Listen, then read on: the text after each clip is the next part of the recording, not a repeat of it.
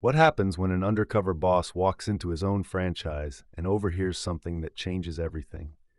Let's dive in to see. In a small city in Ohio, nestled between busy streets and quiet neighborhoods, there was a thriving chain of family-owned businesses known for their customer service, fresh food, and hardworking employees. The name of the company was Westbrook's Grill, a franchise that had grown from a single location to 5 throughout the state, all thanks to the dedication and vision of its owner, Charlie Westbrook. Charlie was a man who built his business from the ground up. He wasn't just a boss, he was the kind of leader that his employees respected and looked up to. He came from humble beginnings, and despite his wealth, he always worked hard, side by side with his staff. He wanted to ensure everything ran smoothly, from the kitchen to the cash register, and always tried to make time to check in on his employees. However, as the years went by, Westbrook's Grill grew larger, and so did the complexities of managing such a big business. Charlie had to rely on his managers and franchise owners more and more, and over time, he started to feel a disconnect with the very people who had helped him build his empire. It was an ordinary Tuesday morning when Charlie made a decision that would change everything. He had been thinking about visiting one of his busiest locations for weeks, but his role had become so demanding that he had to find a way to slip in unnoticed. After some careful planning, Charlie made arrangements to work undercover. The idea was simple: get a first-hand look at what really happened behind the scenes without anyone knowing he was the boss. His team didn't know what was coming. They had no idea that the man in the faded blue shirt and worn-out jeans was the very same person who signed their paychecks. It was the perfect plan, or so he thought. Charlie walked into the Westbrook's Grill in downtown Cincinnati. The smell of sizzling burgers and fresh fries filled the air, and the busy chatter of the lunch rush echoed across the dining area. It felt like home. For years, this was where it all began for Charlie, this very location. He stepped up to the counter where Tom, a young man with a friendly face and a nervous energy, was taking orders. "Hey there," Charlie said, offering a small smile.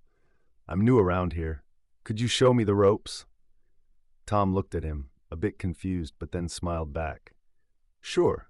Welcome aboard. You'll be on the floor today. Can't go wrong with that." As Charlie was shown the ropes by Tom and other employees, he began to notice something strange. The team was good at their jobs, but there was something off about the way they interacted. There was a sense of tension, like they were holding something back. And it wasn't just one or two employees, it was everyone. The whole place felt different from what he remembered. After a few hours of working the floor, Charlie was told he could take a break. He walked to the back of the restaurant and slipped into the break room. He wasn't sure what he was expecting, but he certainly wasn't prepared for what he overheard. As Charlie walked into the break room, he heard a low murmur of voices. At first, it seemed like casual talk, but then he caught a name that made his heart sink, his own. "I can't believe he's still the owner," one of the cooks, Lenny, said, his voice bitter. "He's never here, doesn't even know what's going on anymore, too busy making money to care about us."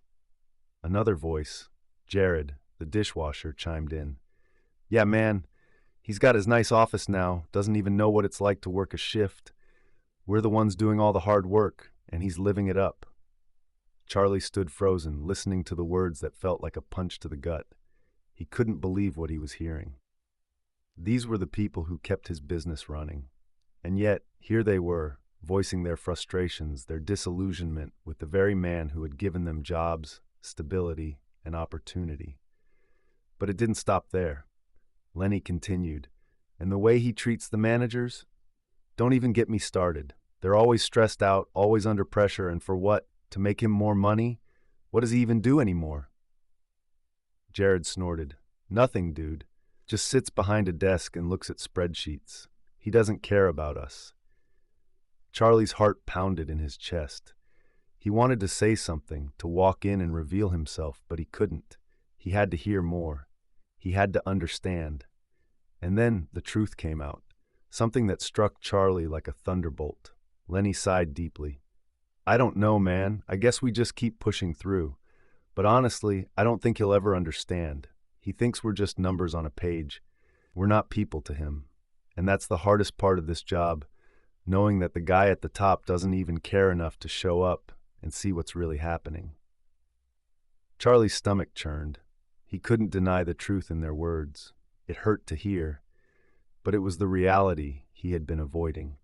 He had become disconnected from his employees, lost in the pursuit of growth and profit. He had been so focused on numbers and expanding the business that he had neglected the very people who had helped him build it. The next few hours were a blur for Charlie. He couldn't focus.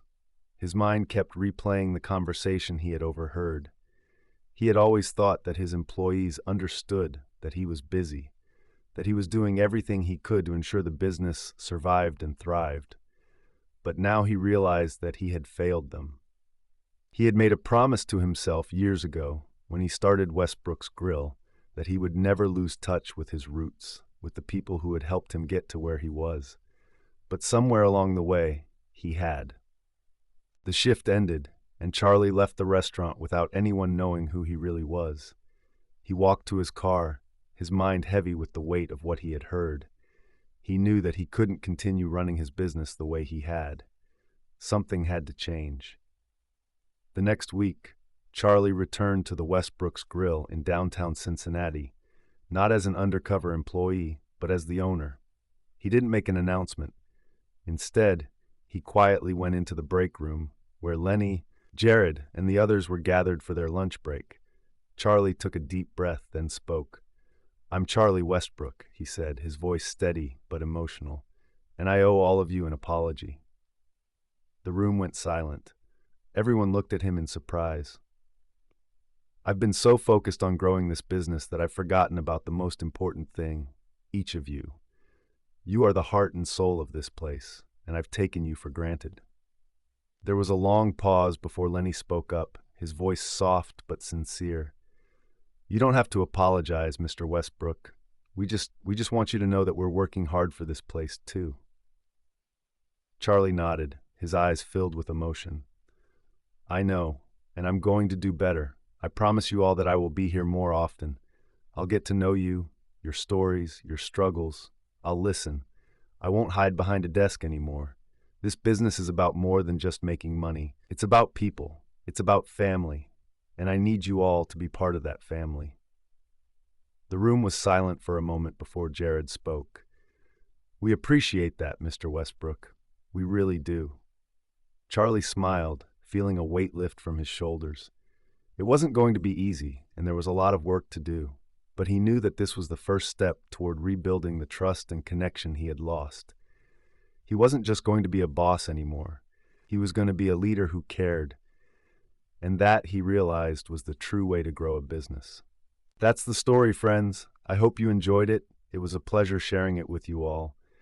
Don't forget to comment below and let me know where you're watching from. It's always fun to see the global reach of these stories. And if you haven't already, please hit that subscribe button for more amazing stories, tips, and tricks. Thank you for watching, and I'll see you in the next one. Bye. If you'd like to show some extra love, tap the 3 dots near the share button and send a super thanks.